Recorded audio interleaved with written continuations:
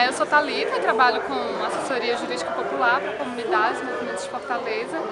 E o convite aqui é para falar um pouco das intervenções sobre a Copa e do processo de remoção, né? Eu acho que uma das coisas que a gente precisa iniciar, tendo a coragem de dizer, é da perversidade com que isso ocorre, porque dentro de um Estado, né, que a gente vê que está vivendo uma das piores secas da história, o Estado tem recurso para investir 500 milhões de reais na reforma de um estádio ou para investir 300 milhões de reais na construção de um aquário que, por exemplo, se situa do lado de uma comunidade centenária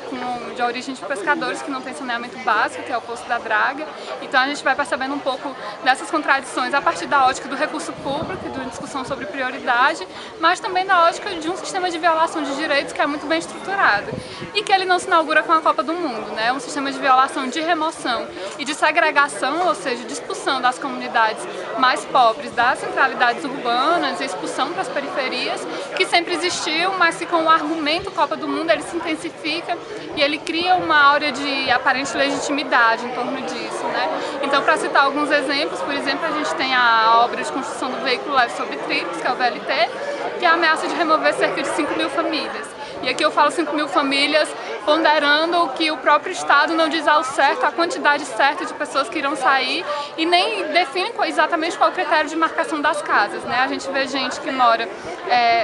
bem próximo do trilho, gente que mora a 40 metros do trilho sendo marcadas para serem removidas, o que faz despertar uma ideia de que é mesmo um processo de limpeza, de higienização da cidade, né? E vale destacar também que dentro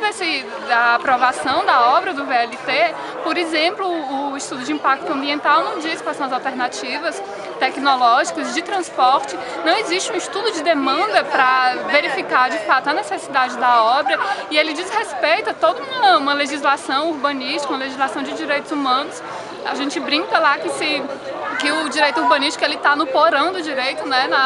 no subsolo da pirâmide normativa, porque ele quase nunca é aplicado. A lei orgânica do município de Fortaleza diz que as comunidades só devem ser reassentadas em último caso e ainda assim devem ser ouvidas e deve 2/3 da comunidade concordar. Esse processo não existiu, não teve um processo de diálogo com as comunidades. O próprio estudo de impacto ele foi apresentado apenas 7 dias antes da audiência pública para as defensorias, que praticamente tentaram fazer um trabalho heróico de tradução do seu conteúdo para discutir com as comunidades.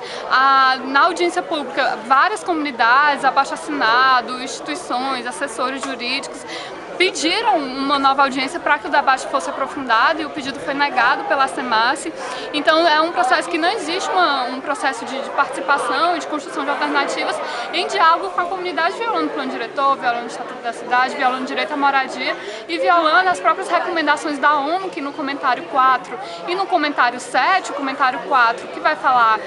dispor sobre o direito à moradia adequada, que está no artigo 11 do PIDESC, e o comentário 7, que vai dispor sobre as hipóteses de remoção, ambos juntos a gente vai entender que a moradia, o conceito de direito de moradia hoje ele é compreendido abarcando a noção cultural, os vínculos comunitários, as relações de trabalho que existem, as relações de vizinhança, a relação de memória, a relação socioafetiva que as comunidades desenvolvem nos seus territórios. Então tudo isso está abrangido nesse conceito de direito à moradia e a remoção aparece como uma violação multidimensional de direitos, né? Então não é só a perca da casa como um conjuntinho de tijolos, né? A perca de toda uma construção de vida e a perca do direito de acessar a cidade, né? Precarizando ainda mais quem já sofre com uma situação de vida muito empobrecida, né? Então quem tinha um trabalho perto, quem tinha um comércio na comunidade, quem lavava roupa para perto, quem era um pequeno mecânico, perde esses vínculos de emprego, encarece porque a pessoa vai morar muito longe, os custos de transporte são encarecidos, a própria história da comunidade, as articulações, os processos de luta, de memória, tudo isso é enfraquecido numa lógica de deixar a cidade para quem tem como acessar um mercado formal de moradia. E aí é mais ou menos a partir dessas reflexões que algumas organizações e as assessorias jurídicas populares vão tentar tensionar o Estado